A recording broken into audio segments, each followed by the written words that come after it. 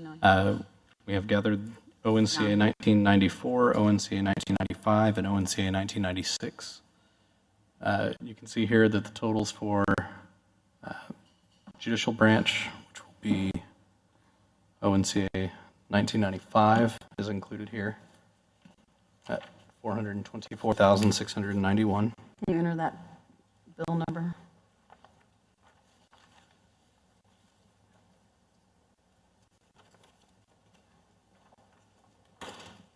It'll actually be the 413,691.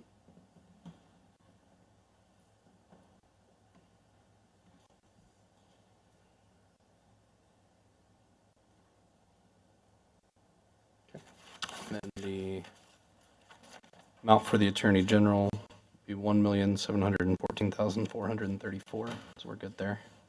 And then ONCA, 1990. so there are two others to consider that I believe we're carrying on the legislative request tab. That will be ONCA 1991 to provide the appropriation for base pay adjustments and special adjustments for 2020. In the amount of $212,441, and then ONCA 1996, which was also filed this morning, will be, so go ahead and plug that there, $12,757, which would bring your estimated net remaining in projected revenue to $104,427. Congressman Walker. 104,000. I think you need to talk louder. 427. I know, but people that are listening can't see. Would bring the estimated net revenue remaining in projected revenue to $104,427. Congressman Walker. Curious why the $500,000 for Wake and Iron is reflected there, and also $700,000 on the retained revenue side as well. Am I missing something? What have I forgotten? Wake and Iron is coming out of retained revenue as it's currently amended, $700,000. That's all amendments. Those were as filed, I believe. Gotcha. So $881,000 remaining in retained revenue if everything were to pass as is. And what's the $12,000 bill for? $12,757 is merit for the legislative branch and the judicial branch of government. It's a different bill. Yes, the merit for the executive branch already passed with $178,000. So it's merit recognition. Yes, merit All right. recognition. All right.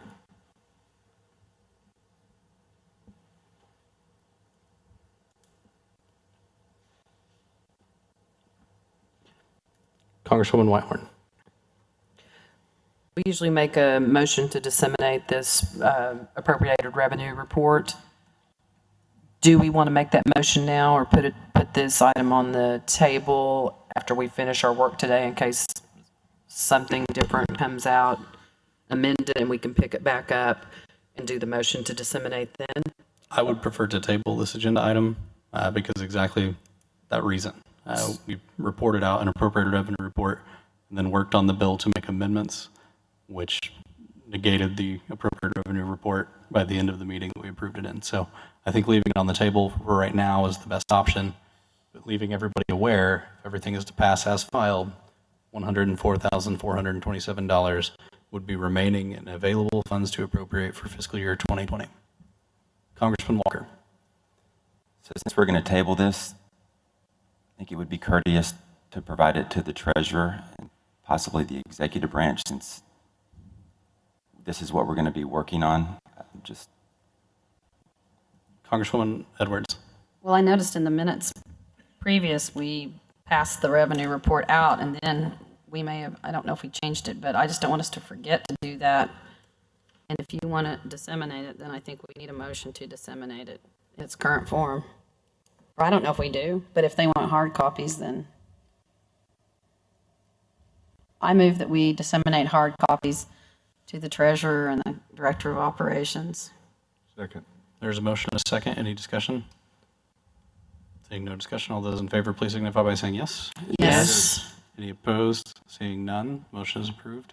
Congresswoman Whitehorn? And if we're finished with it, I'm going to move to table it. So if we need to make changes in it again and make the motion to redisseminate, we can.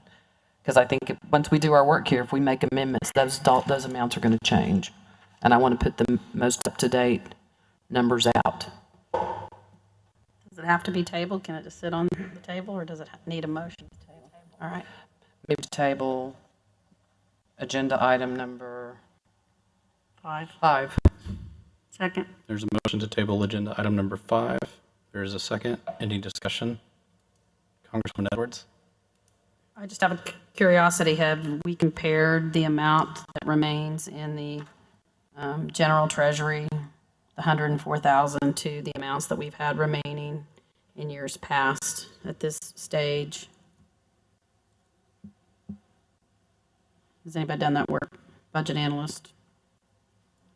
Maybe not. I'm just curious as to how that compares to years past.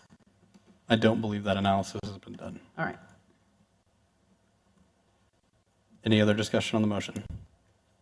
Seeing no discussion, all those in favor, please signify by saying yes. Yes. Any opposed? Seeing none, the motion passes. Without objection, I'd like to move to consideration of ONCA 1977. I am the chair, or I'm the author, so I will turn the chair over to Congressman Walker. ONCA 1977 is an act to provide an appropriation to the executive branch of the Osage Nation for fiscal year 2020 in the amount of $25,857,782 and to establish an alternate effective date. Sponsor is Congressman Potts. Congressman Potts, you have the floor. Thank you, Mr. Chair. This is the working document for the executive branch appropriation bill. It's the property of the committee, and look forward to addressing any concerns. Director Johnson and Congresswoman Edwards. Is that number correct? Thanks, sir. We've discussed ONCA 1977 ad nauseum here. Just want to, let you guys know a few things that that the bill has done to the executive branch's budget. I'll talk about my budget individually because I have it here in front of me. The salary line was reduced by approximately $7,000. Going to have a couple of upset folks that work for me, but hey. But then there was a $20,000 increase in the fringe. That's curious, but what I find even more curious is that my budget is a 100% IDC budget, and it's being charged $68,000 in IDC, which I've been doing this for a minute. This is the 6th budget session I've been to, and I've never seen IDC charged to an IDC budget. It's against federal regulations, and it flies against GAAP standards. So, this budget is completely incorrect. It doesn't work that way. That's not the way it was submitted. IDC, as we know, is a recovery, so it comes from other departments based on multiple things above the line, like salaries and such. You can't collect IDC from an IDC budget. I mean, I don't know how that happens. There are a lot of different things that have gone on in these budgets. And I know we say that, and that IDC example is not the only one. And I know we say we haven't cut any salaries, and I understand that. However, what we have found and what Controller Fox has submitted to this body is actually incorrect. I've got employees that have earned merit increases through performance. I've got folks that have earned different licenses and certifications and degrees that as of October 1, 2018, I might have been making $5 an hour. I earned my degree in December, as one of my directors has, and I might have gone up to $6 an hour.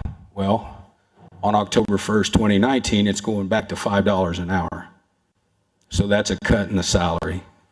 The individual earned it, and it's through ONCA 1977, it's being taken away. I got folks here that can talk to you individually about their budgets and the effects that ONCA 1977 has had on their budgets. Mine is just one of them. Thank you. Congresswoman Edwards. So, setting aside the problem or perhaps the issue with IDC, speaking to the statement that a merit increase due to policy and performance was earned in December, would that not be reflected in the payroll for that person and the financials in July 15th of 2019? Who are you directing that question? The treasurer, probably. Treasurer Littleton. Thank you for the opportunity to address that question. I sent a memo, sent a letter to you all yesterday detailing the number of employees that salary would affect. I don't remember the exact number. Hopefully you have it at your access there, but I think it was somewhere around 200 employees would be affected by that salary line. Congresswoman Edwards, continue. So you're saying that 200 employees between July 15th and October 1st That's what our, are eligible for a policy merit increase? there was a certain number, again, I don't have it in front of me right now, that had received increases. There was, as Director of Operations stated, through certification. There was another number that had increased because of, what's the term I'm trying to remember here? Yeah, performance.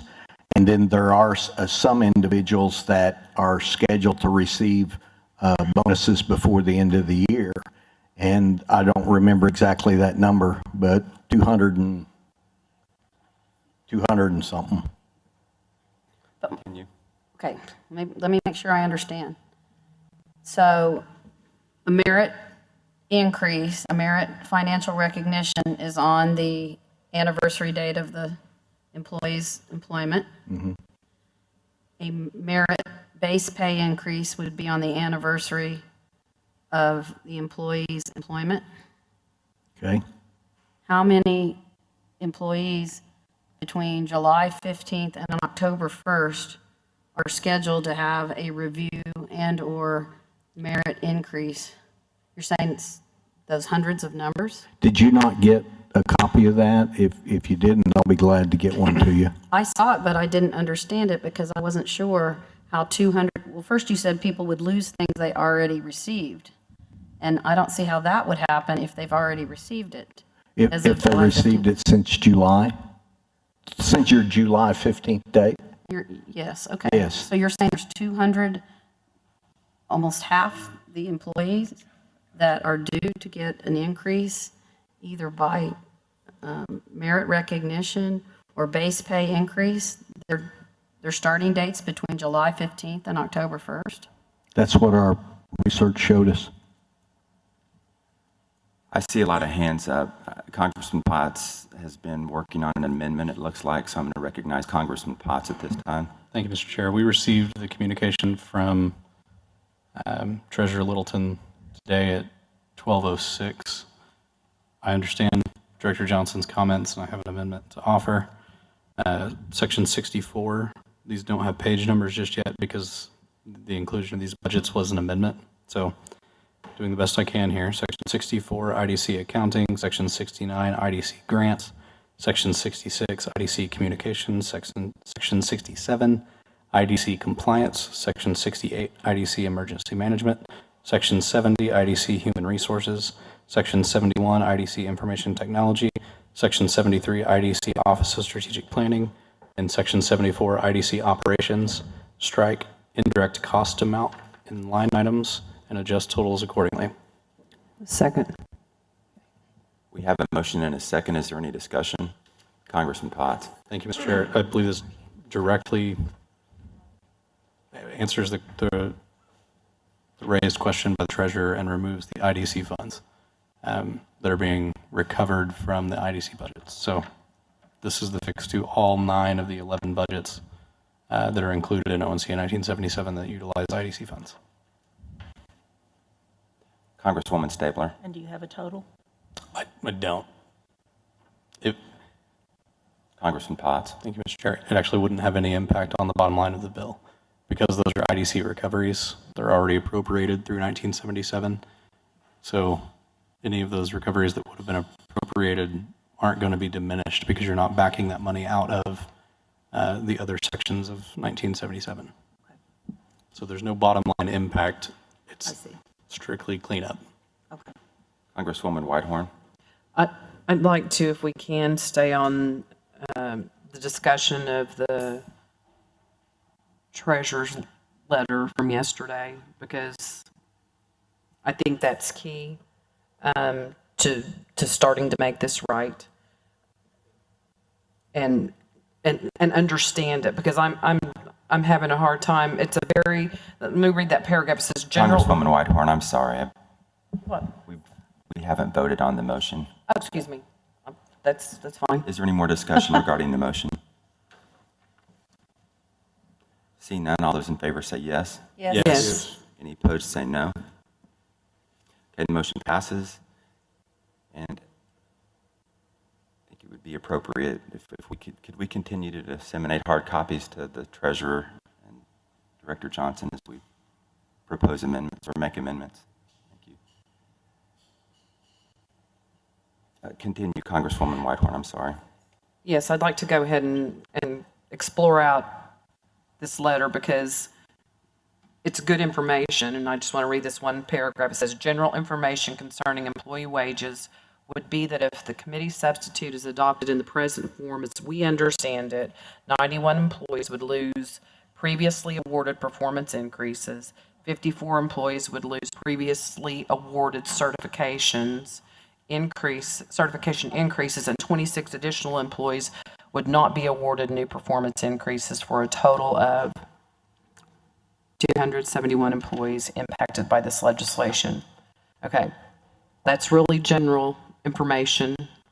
It needs to be more specific so we can see what to do with it.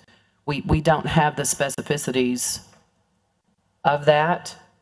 I still have I'm still trying to understand if those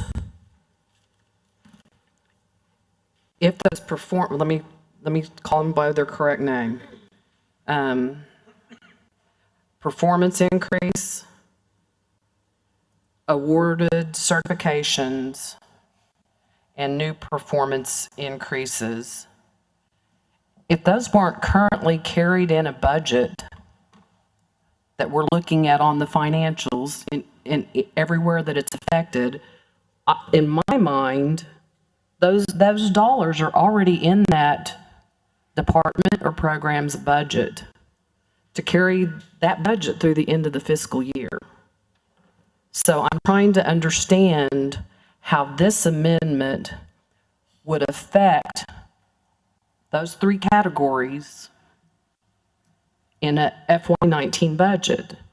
That's not clear to me because that money should have already been appropriated and sit currently today in those budget lines. So, Mr. Treasurer, that's what I'm having a difficult time understanding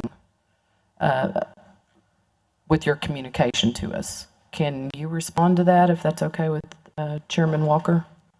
Treasurer Littleton and Mr. Chair, can you invite the treasurer to sit at the table? Yeah. Is it me? would you mind just joining us at the table? You're probably going to be a big part of this discussion. And everyone that has their hands up, I see you. I'm not trying to be disrespectful in any way. We'll get to it. I understand I've sat in your shoes, and it would be very important for me to have an opportunity to speak as well. I'm going to kind of follow Director Johnson's lead in the wishes of the committee, but right now we're going to stick on this particular topic right now.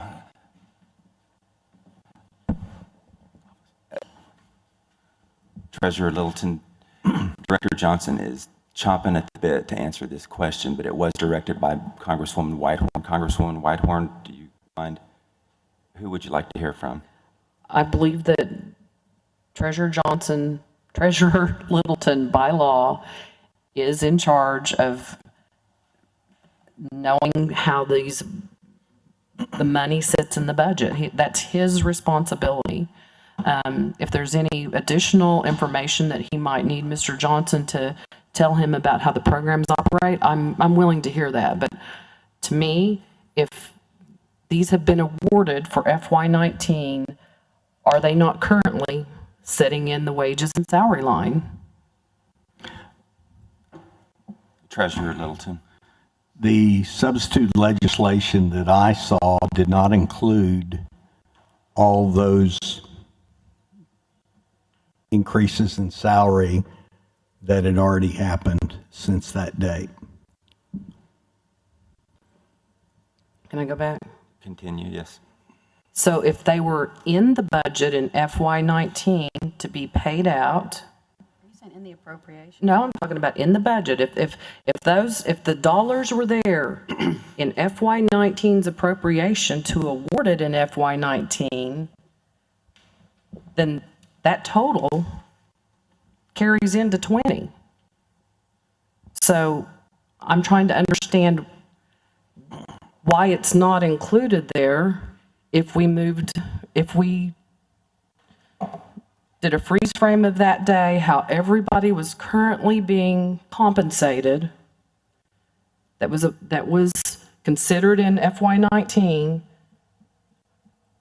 why the number we've extended out into 20 is not sufficient. That's what I'm trying to get explained to me, because I really want to understand. Treasurer Littleton. If I understand your question, and if I don't, I'm sure you'll help me understand it. I think you're asking me to defend the 2019 budget. And if you are, I'm sorry. All I've seen is what was on the paper. I've studied the methodology as we were going through the 2020 budget. But as far as defending those numbers, I understand there's been a lot of changes in what we felt like we could do in the budget for 2020 based on present legislation. So, but what I also know is that we included them in the budget for the 2020 based on actual numbers, and we all in consideration, and we also made everything flatline in the budget except for the salary and wages, because we wanted to we didn't want to punish the, excuse me, I won't use that word. We didn't want to affect salaries in the budget. So if I understand correctly, your question about the 2019 budget compared to what we submitted, that was our methodology there. Now, we didn't go back and look at this year at what was done the year before and try to project that backwards again. We took what we had, starting with actual, where people were in their salaries at the date we needed to submit those, and in the visits with the directors, we said, okay, this is your salary here, this is the number of positions you have. If you need more, let's justify that. If you don't, if you're going to move some things around, and we made the budgeting for 2020 based on that information. So that's a long answer to a question that I hope I understood correctly. Any more back and forth, Congresswoman Whitehorn? I've got you, Congresswoman Edwards. You're third in line. Do you have any more questions? Well,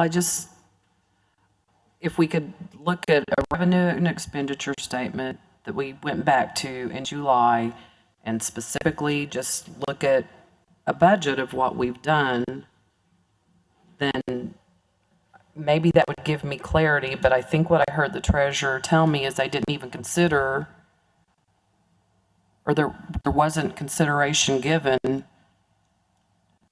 looking backwards at what was happening in 19. Did I misunderstand that? Treasurer Littleton. We looked at what salaries were when we were doing the budgeting for 19. Yes. So we looked at where every employee, what they were making now, okay? And then in 2020, we projected, and it was based on a flat percentage of what we thought would be awarded in 2020, and we made those adjustments.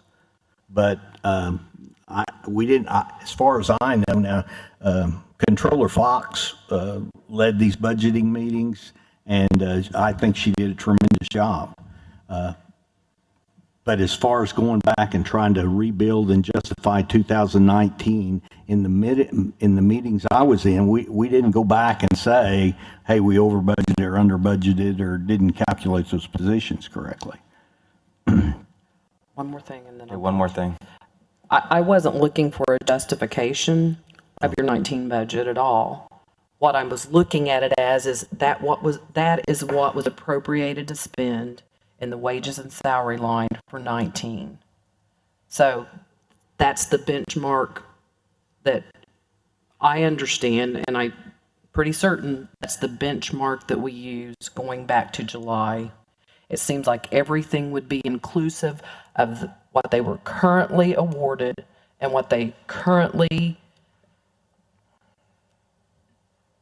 could get awarded for the policy, whatever the policy HR is set of how you award base pay adjustments and merit bonus.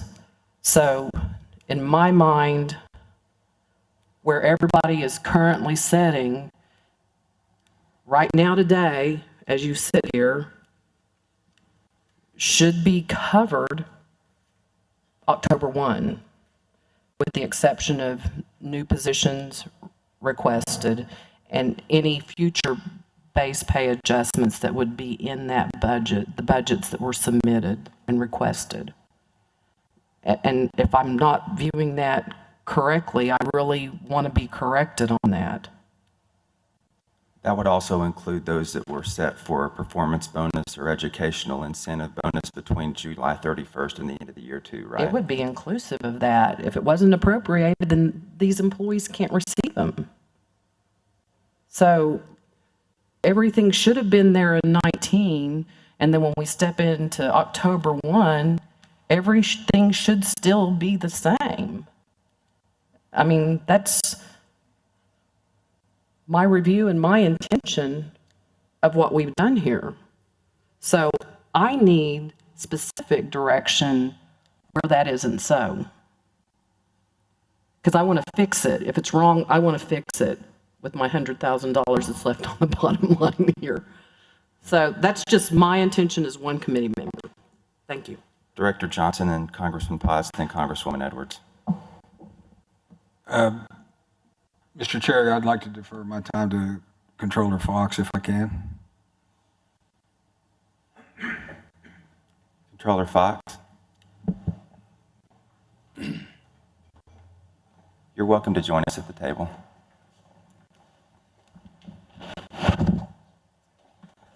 Okay, sounds like we're making some progress in understanding that area. So when we went to budget positions, we exported all of the data out of Paycom. So on the day that we did the export, it was real live, real-time data on what that employee was making on that day.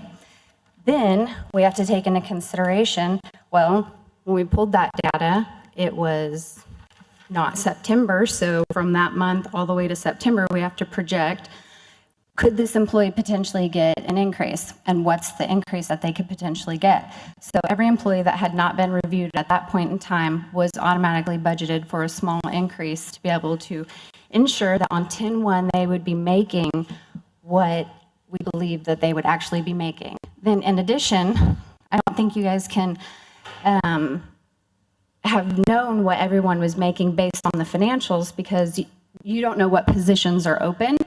If there was an open position for 6 months, then it might look like we had more than enough money for the positions. But if we started on 10-1 with all positions filled, then that's a whole nother story. So does that make a little more sense and why we're saying what we're saying? Congressman Potts? Thank you, Mr. Chair. If the real-time data that was pulled in the utilization of the budgets somehow exceeded the appropriated amount, which we're hearing it may have, then that's our problem. If the executive branch was paying employees more than what was appropriated, we're going to hit a brick wall here. Additionally, it was stated if there was an open position, that open position would have still been budgeted for in our appropriation. So going back to the budgeted amount that is currently in the financials would have covered that position, whether it was filled or not. So the only way that we would be in an issue here is if employees were awarded, trying to look at the memo to see exactly what they were called, performance increases and awarded certification increases above and beyond the appropriated amount, we're going to have an issue. Just to be clear, are you talking about by section or bottom line in those categories? Because the reason I ask, I could see where a lot of these could take place throughout the year if there's money in in those categories. If a program, a department was fully staffed the entire year, I don't see how those increases would be made unless they were budgeted at the beginning of the fiscal year. So to me, that's what I'm starting to come to an understanding. At least that's my assumption of how this happened. Congressman Potts, I'm just curious what you care to share your assumption? I'm trying to get everyone on the same page. Mr. Chair, I think what we're being told is that adjustments were made potentially above and beyond what was appropriated. That would be the only way that we have this problem. Otherwise, going back to what was appropriated should not be a problem. If you were covered in a budget on July 31st, you are covered in this budget, unless you were being paid more than the amount that was appropriated on July 31st. That's the only way that would be possible. Congresswoman Edwards and Director Johnson. Well, if I understand the information that we've been given, I know of at least one budget where the amount that's appropriated versus the amount that's reflected in the financials is substantially higher. So that would cause a shortfall if that's the case. But my question to the treasurer is, in your forecast for 2020, what was the percentage adjustment that you calculated for salaries and wages? That was, and that's a merit base pay adjustment It's 2. for every employee? No. So what was the, What was the percentage used? well, he said, if I wrote down correctly, he said there was a flat rate adjustment to salaries and wages for 2020. Treasurer Littleton. That was 2% for those that had not reached their anniversary date or the certification that we knew they were. 2% So you budgeted for those in 2020. that were still going to be reviewed in 2019? Yes. Does that make sense to you? Director Johnson. Yes, ma'am. So, first, it's a simple thing, but, July 15th is the day that the law says we have to have the budgets here. So these calculations, some of them were done well before that because we have to get all of our work done in order to get those budgets down here in time. So, you know, say it's just a week. I'm a director that came in a week before July 15th. Actually, July 13th is when we turned the budgets in because that was a Friday. So say I did my budgeting July 7th. I could have had 2 employees get their merit recognition July 10th. So it wouldn't have, the numbers will be skewed because on July 15th, you know, we budgeted for them to get the increase, and now, does that make any sense? Congresswoman Edwards. Because that budget that you were budgeting for was still in 2019, and you already had monies appropriated to you for 2019 base pay increases. Director Johnson.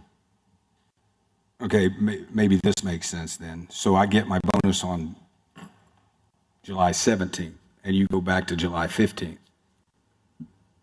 Do I still get my bonus or not? Or do you go back to July 15th, which is the number that you went to? And again, we've done these budgets in June. So we're projecting between what people could possibly earn between June, whatever, and September 30th.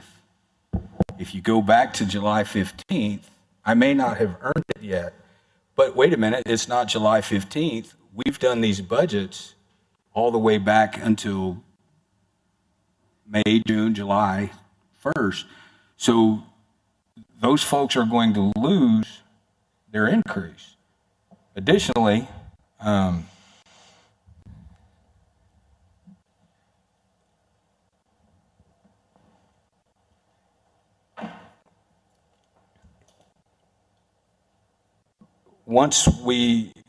the reason we do that is because, yes, it's 19 money, but if we don't project that for 20, then they're going to lose it anyway. If I were to get my bonus today, my degree or my performance evaluation today, and instead of earning $5 an hour, now I'm earning $6 an hour, and you go back to July 15th, because, you know, that's the date chosen, then I won't get paid the $6 an hour on October 1. I'll go back to getting $5 an hour. Congresswoman Edwards, I'm going to let you continue back and forth, and I got Congressman Potts and Congresswoman Stabler. I understand your position so long as you're saying a person that is still entitled to receive some sort of base pay adjustment or performance recognition between now and the first of the year. But I don't see how any 2020 monies could have any bearing on what happens in 19. The budgets that you were preparing in July 15th were for 2020, starting October 1st. Yes, ma'am. So anything that's going on in the interim right here doesn't have anything to do with the 2020 monies. Director Johnson. But it does. If I have a director come in to do their budgets on July 10th, and we project that Casey's going to get a merit increase on September 5th, then what I've earned all the way up until I've done I've submitted my budget to the executive branch is only $5 an hour. So on October 1, it's going to be $6. So I think it's pretty simple to understand myself. I can tell Ms. Oberly really thinks she can shed some light on this. I'm going to give you an opportunity. Sorry, I was just going to add to, especially with my programs, I have 9 budgets and I'm split over 5 different budgets. So sometimes every year we have to look at it, and depending on how much money I get federal, that depends on how I break up my salaries. So if you go and look at all my budgets in the middle of July, I may have been paid 10% out of that budget. If you go back to that, I may have had to change that in 2020, and I may have 20% of my budget in that. If you go back to 15, you just cut me 10. So it can't be across the board, especially for those that are between federal and also tribal, and we have all these splits. Because they just won't add up correctly. Sorry, I was just gonna add that. Treasurer Littleton. I'm just trying to clarify the question here. I know we're trying to budget, we're trying to get, I think, this is my first September session, and those seasoned Congress people, you probably you've been out jogging for months getting ready for this. I wasn't. So I know I'm getting tired. I kind of detect there's some other people.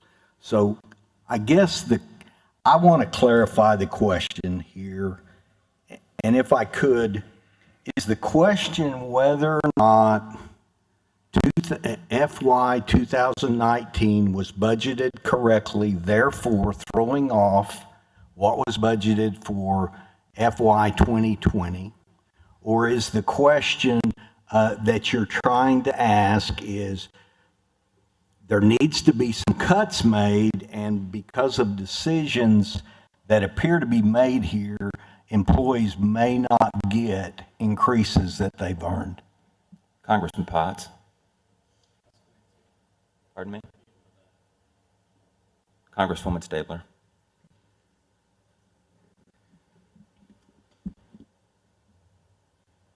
What I've been trying to get to, and we've had a lot of conversations over this, is that we know we have established in the July financials what the budgets were. If there is a gap between what's transpired between the July financial and now, what is that figure? I'm not talking about 2020 yet. I'm still trying to establish where is the line for those salaries.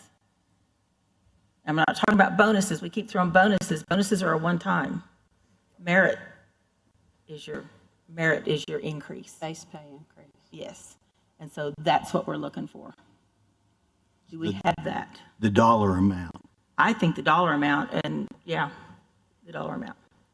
Because we're trying to account for everybody at where they are today.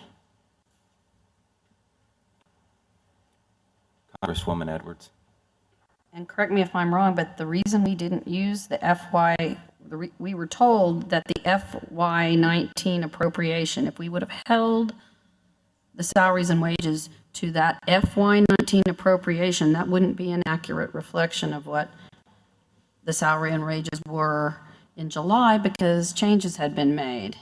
And again, I don't see how more money could have been spent overall in salary and could be spent overall in salary and wages for FY19 than what was appropriated.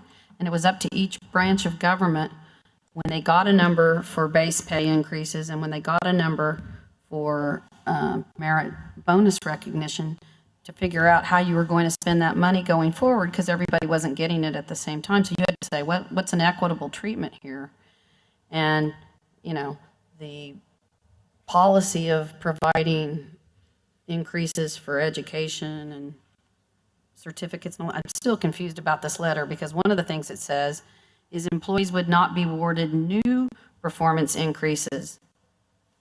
Those would be, when you say that, what are you referring to?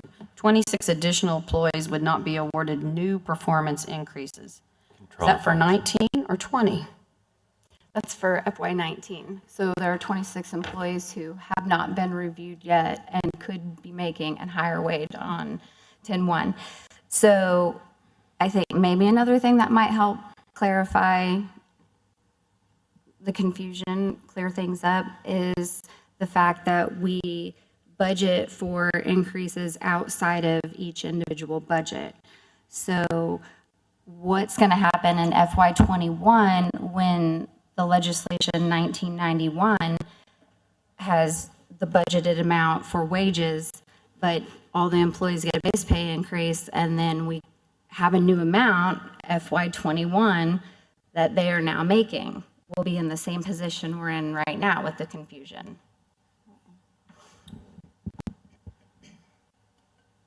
I agree. I think I know how we've gotten there. And I don't know if I entirely agree with it. Congresswoman Edwards and Congresswoman Stabler. But see, from my perspective, we wouldn't be based on this lump sum proposal because those wages won't have gone up any more than the amount that's allowed for base pay adjustments for 2020. And in the legislation, there's an amendment to authorize those amounts to be placed into the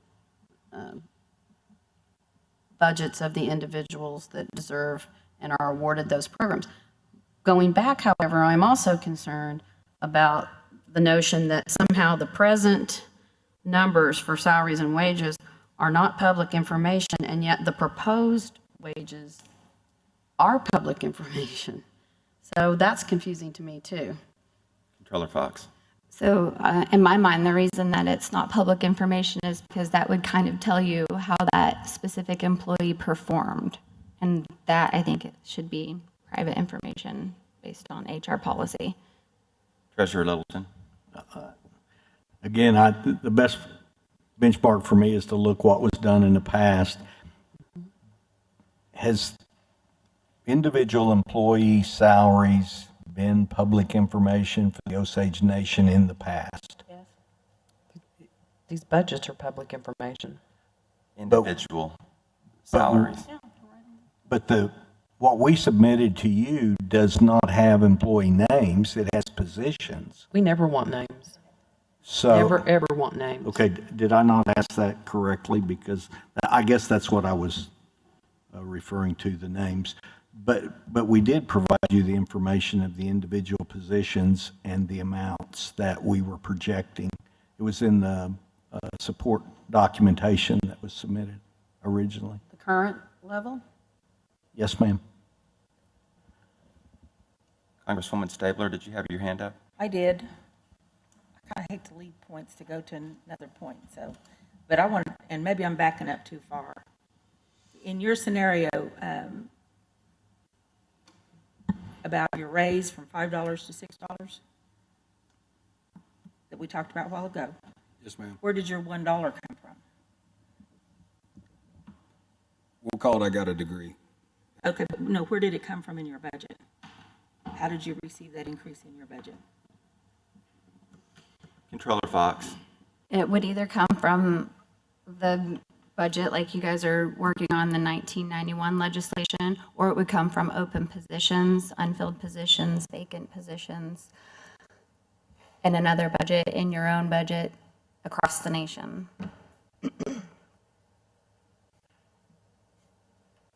Right, that was my assumption. Congresswoman Edwards, I believe. But that's a problem because that's not how it was appropriated and not how it was budgeted. It wasn't budgeted that you didn't put sufficient amount of funds for base pay increases into your budget.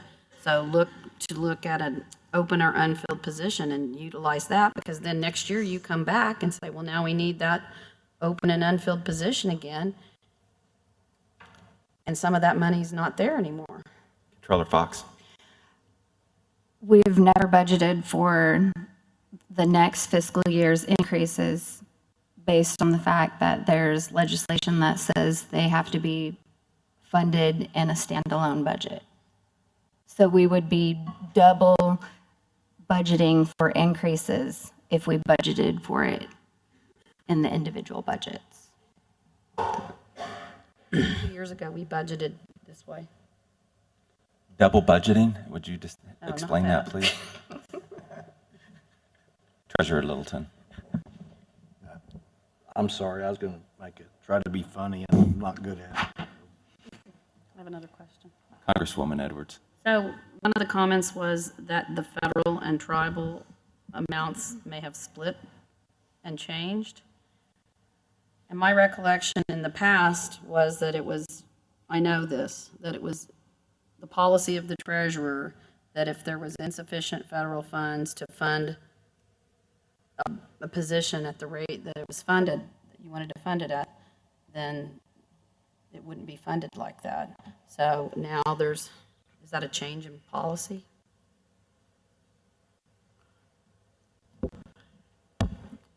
I wish I had an answer to that. I really can't tell you how it was done in the past, other than what I've seen. I didn't understand. Because this is, like I said, this is my first September, so. You picked a good one, So let me ask it. I didn't understand. Congresswoman Edwards. My recollection is that when we were budgeting federal funds for salaries and wages, and those federal funds went down, then that impacted the salary of the person that was being paid through federal funds. Do you remember that? Do you want me to respond? Congresswoman Whitehorn, that was directed. She was looking at you, so. I was, because it was a Cali catcher. Treasurer. No, the only thing I recall about federal funds or grant funds is they used to tell us as a Congress that if the grant went away, then the positions went away. But I don't know how you could do that by your executive policy or your HR policy, that unless it's written into policy that's it. So I don't recall that, no. I understand how that could have an impact, but Yes. that's making that determination. I don't think it really gets us. I understand. Very But I know, far but I with this recall it discussion. happening last year and the Congress deciding that they were going to, Augment with tribal funds. right. Treasurer Littleton. I think you got to where I understood it, and maybe it's sinking in slowly, but I know in this past year, there's been times when we did not receive federal money when we thought we needed it, and we actually paid those salaries out of federal funds, but then we reimbursed, as soon as the federal funds come in, we reimbursed them back to the tribe. Paid them out of tribal funds. Yes. We don't, I don't know if that was against the law or what, but we knew the federal funds were going to be there, and as you know, sometimes we don't know how much exactly, but we went ahead and were servicing those constituents and providing those services, and then when federal money came in, we paid that back to the nation. I have a question.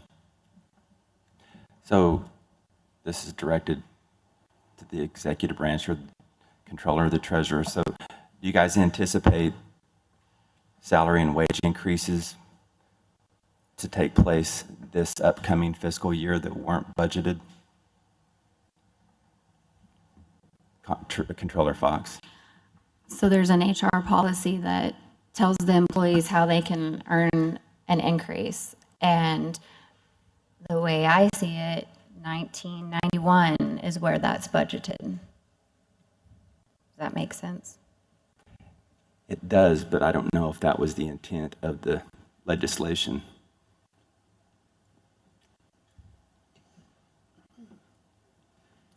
Let's say if 1991 didn't exist. We would manage them with the funds that we asked for in July.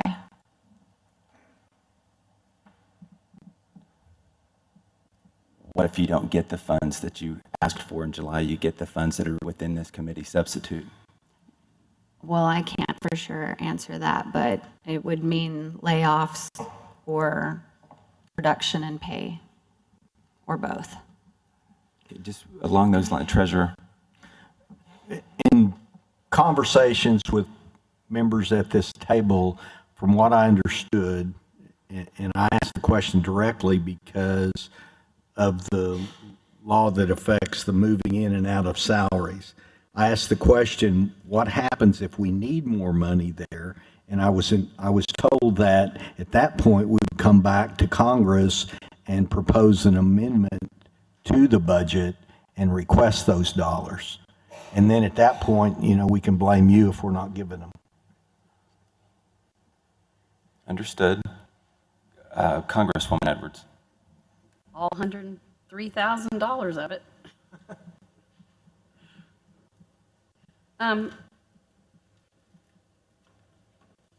Gotcha. One more point of clarification. I understand that you said you had 26 employees that might not be awarded performance increases between now and the 1st of October. Again, what are the 191 employees and the 54 employees? This indicates they were previously awarded those numbers, and you're saying that those numbers are not reflected in either the 10-1 appropriation or the July 15 financials? Controller Fox. So yes, the 122, those are performance evaluations that are already complete, already in place, and they qualified, they got a high enough rating that they actually received a % increase on their base salary. The 50 for whatever it was, those are increases based on Osage Academy, certifications, educational increases that have been received prior to July, or prior to today, and have already been awarded.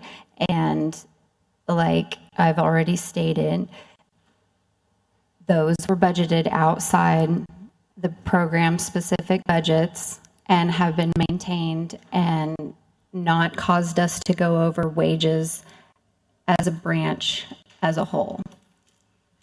Congresswoman Edwards. Where are they programmed, if not in the individual line items of the department? Controller Fox.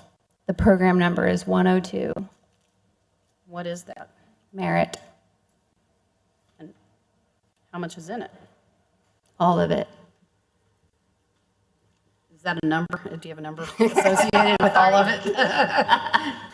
It's like 300,000. I don't remember the exact number. And it came from where? From legislation from last September. Congressman Potts.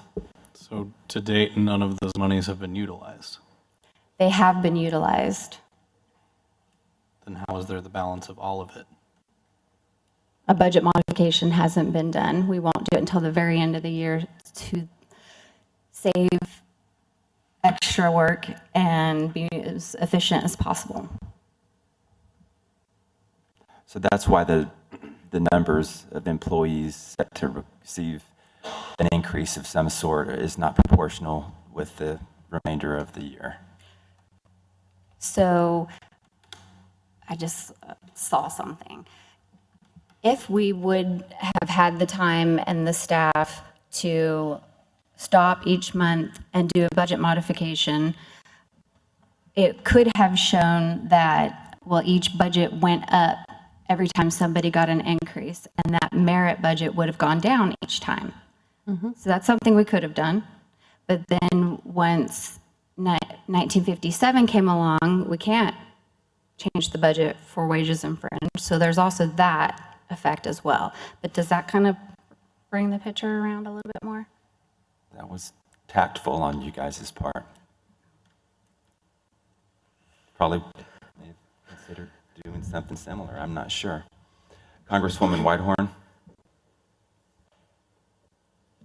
Boy, I wish we would have had this conversation a long time ago, because now I understand that you never put those salary increases or those base pay adjustments, you never put the certification within an individual budget.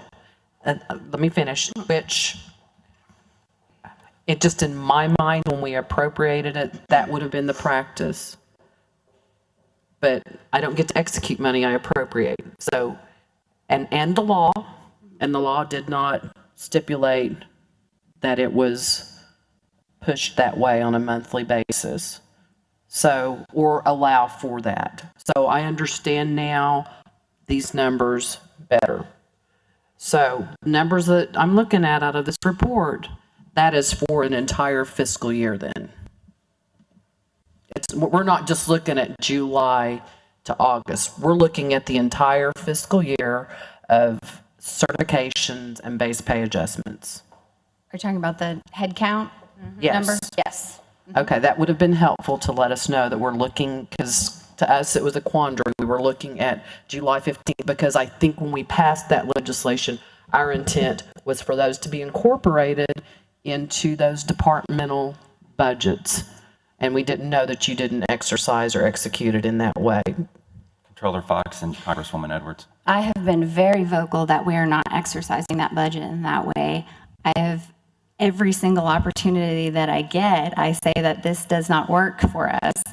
And in addition to that, everyone gets a monthly report that shows that we are not booking to that program. You guys get the budget and it says, here's your budgeted amount, no expenditures on it. So I've been very vocal about it. Congresswoman Edwards. But because those amounts were appropriated within the individual budgets, then you backed them out of them? Controller Fox. They were not budgeted in the individual budget. They were budgeted in the standalone merit budget. I never knew that. Well, Controller Fox. There's plenty of record of that on air, because I've talked about it so much. we should look at the law that appropriated the money for merit recognition. Let's stay on 1977. I realize it applies, but so we have to pass an operating budget for the executive branch. And I, for one, and I think the majority of this Congress, wants employees to get what they have rightfully earned and do not want anyone to get laid off or see a reduction in salary. I'm not saying do the work for us, but if you see us making blatant mistakes, then help us with amendments to the committee substitute so we can pass an operating budget that's fair and equitable. Controller Johnson. Right, I'm the treasurer, the controller. Yes, sir. What we can do, and I've talked to Controller Fox and Treasurer Littleton, we're ready to do that. We need like an outlay. I mean, the outlay was easy. Here's your number. Come in under it. Roger, got it. We did so. So what we need is that number. And we can do the work. We're ready to do it. So you've seen the appropriated revenue report. There's $100,000 left in the general fund for next year.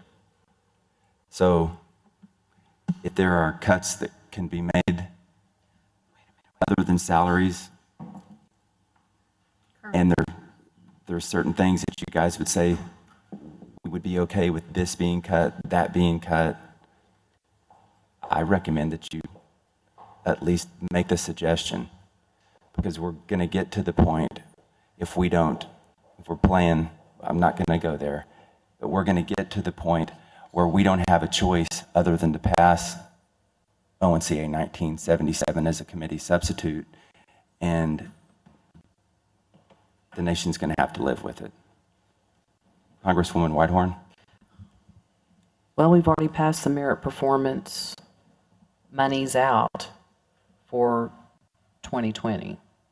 So that means we're going to be taking steps up again and probably have a worse car wreck in 2021 than we're having now. So those monies have been appropriated for the FY20 performance bonus, and I can't remember the amount of that bill. I don't have my tracker here in front of me. What's the number of it? I don't remember the bill number, but I think the number in the bill is 173,673. And that was the amount requested, correct? I believe that was requested in the budget. So that's where the dollars are to bring everybody back. Can I ask a question? That's for performance incentives. Those are bonuses. That's how they've applied the 1.5% that we backed out of FY19's individual budgets. You guys can remember I told everybody this is what I've done to your budget. I backed it out, put it in a separate appropriation. It's still sitting there, and I guess she'll do one final, the controller will do one final budget modification for 2020 to make your budget whole. 29. Excuse me, 2019. So, Treasurer Littleton and Congresswoman Staples had her hand up for Okay. a while. So my understanding is we will bring back a budget modification and present it to you when we know the final numbers for the year. And you will allow us to move money in salary and wages and fringe at that point for FY19.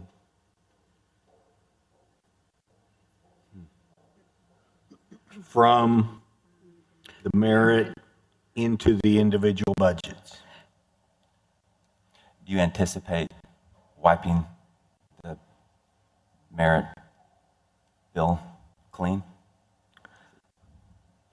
Depends on all these people back here, I guess, because they're the ones that give the performance evaluations and for the employees. And at that point, it becomes mathematical almost. Congresswoman Stabler. Okay, I've had two goals here, and that was to figure out where we are for 2019, so that nobody gets laid off, loses a raise. So if that works and it wipes the merit, that's great. But what we also need to address is the fact that this growth goes on every year. We want people to get raises. We want you to get bonuses. I worked over there with you guys. I want all of that. But there's something I always fall back on, and somebody will probably argue it doesn't apply here, but I always look at the diminishing returns. There's several laws of diminishing returns. There's marginal laws, which that means you hit a spike and you come down and you recover from it. Oh, sorry, I thought it was right here. The law of diminishing returns means that your growth exceeds, or your production exceeds your revenue growth. And that's what we've fallen into now, is in our operations, in our production, we have all these great benefits. We have great opportunities for employees to earn more wages, but we really don't have the income coming in to cover it. Now, there was an incident that happened, which would be a marginal placement, and that's over the benefits. Because we're having to backtrack now because of decisions that were made prior to make up that shortfall. That's what's put us all in this position. We want to come out with something that's reasonable and fair. But until, this year we got an increase. We're betting on a potential increase coming in from gaming. That's how these budgets are performing. Whether the casinos perform or not is going to be yet to come. And then we've got to start working it next year. So in your 2020 budget, you had $1.8 million in increases, whether they were new positions, markets, or other. If we're looking at that, and you're even just looking at, employee increases, not new positions, you're still looking at over $500,000. So that potential increase each year, we've got to consider that when we're considering revenue each year. We're just out of balance right now. And we're trying to work on any fix that we can see that's reasonable to come up with it. This is hard to take. It's hard to choke down. I sat and listened to all the budgets. I stared at them until I was crazy trying to figure out where there was any margin for it. Take a phone call, and I'm going to hand the chair over to you. We are in that position. Hard decisions have to be made. So it has nothing to do with an individual position, a department, or director. None of it does. It's about sustainability and diminishing returns. I just wanted to say that. I'm going to go to the committee first. I know that you guys want to talk, but let's try to get this business. Congressman Potts. Thank you, Madam Chair. Congresswoman Edwards has been asking me to pull up the base pay adjustment bill for fiscal year 19. I don't see one. I know that base pay adjustments were budgeted for that way in fiscal year 18 and I believe 17. but I believe the base pay adjustments were included in the operating budgets for fiscal year 19. The only thing I'm finding is ONCA 1951, which is the merit for the three branches of government. And how much was the merit? Is there something? That's correct. I just pulled out the 1.5% merit that was included in each budget. I backed it out. That's correct. Congresswoman Edwards. I understand that.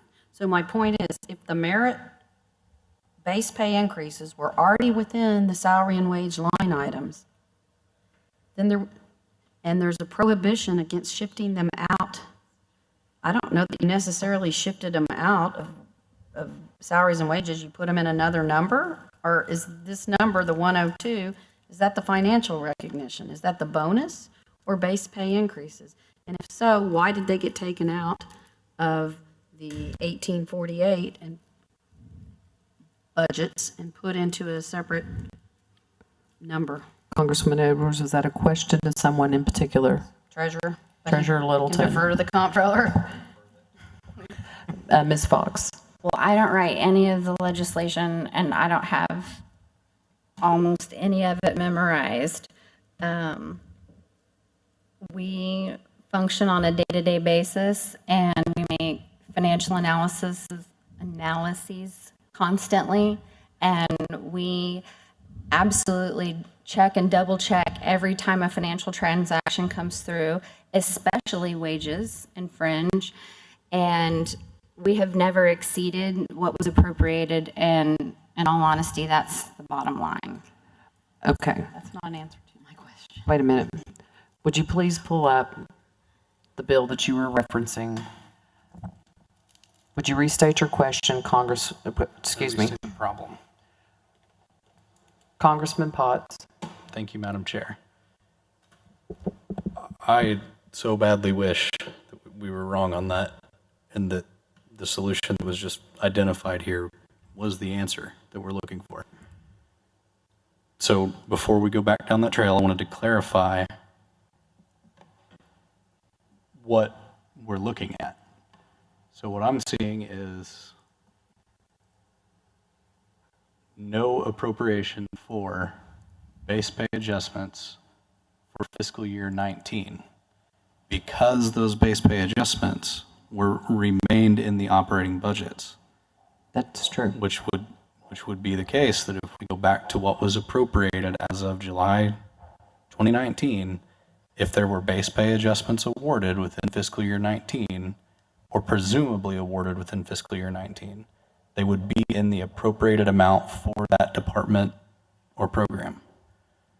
Right. The only thing we're seeing, or the only thing I'm seeing, and That's correct. please point me in the right direction, is ONC 1851 enacted, which is for the merit recognition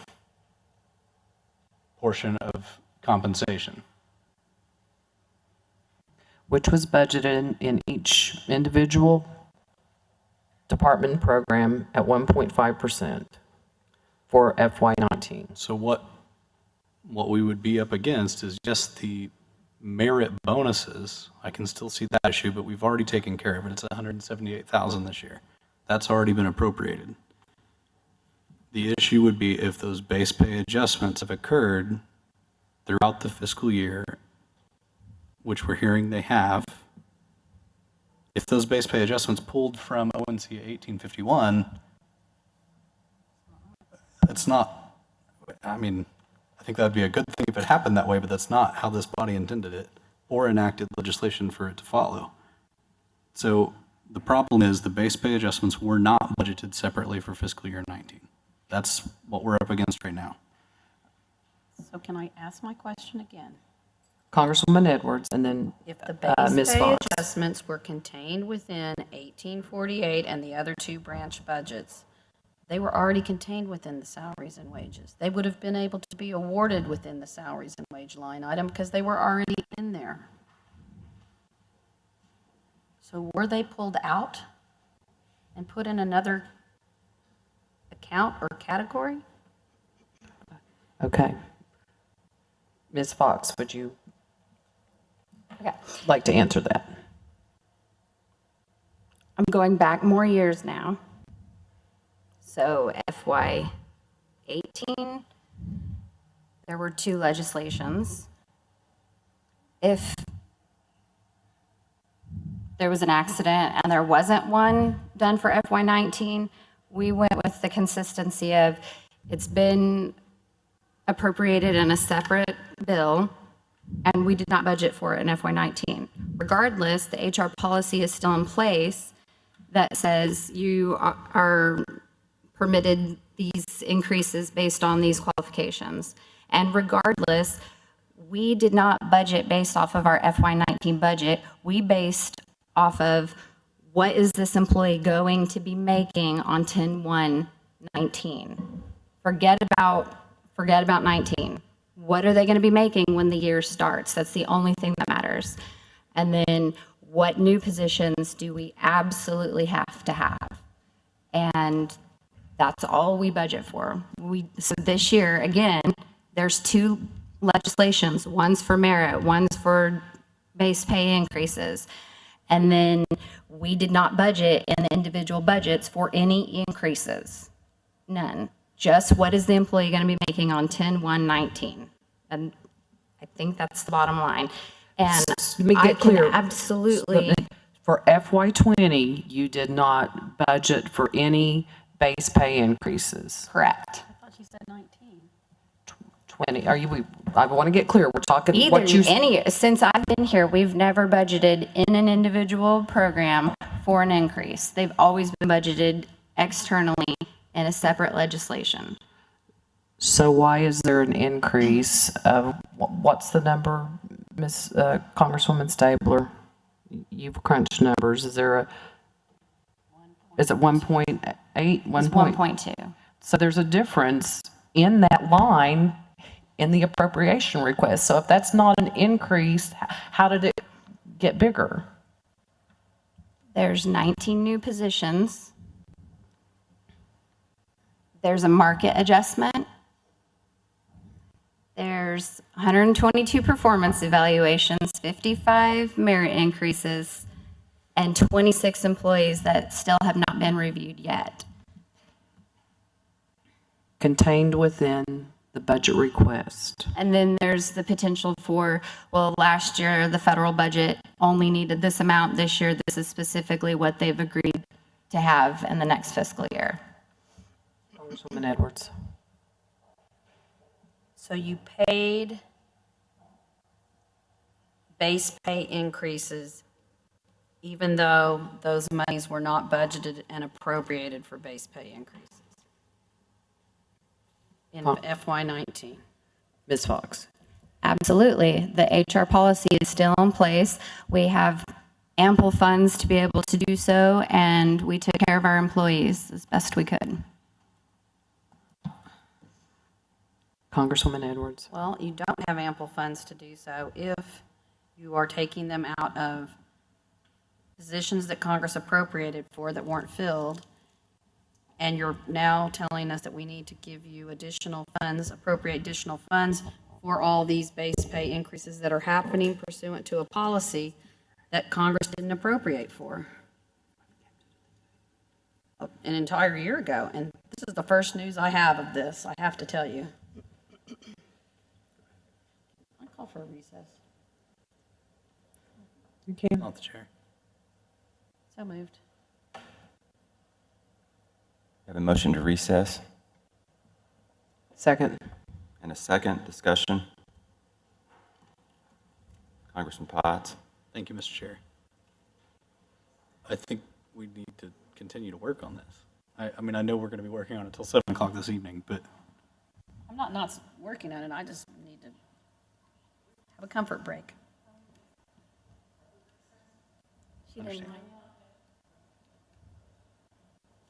Any more discussion? How long, what do you guys think, 10 minutes? That's fine. Let's reconvene at It's 2. 2:55. All those in favor say yes. Yes. Any opposed say no. We're in recess.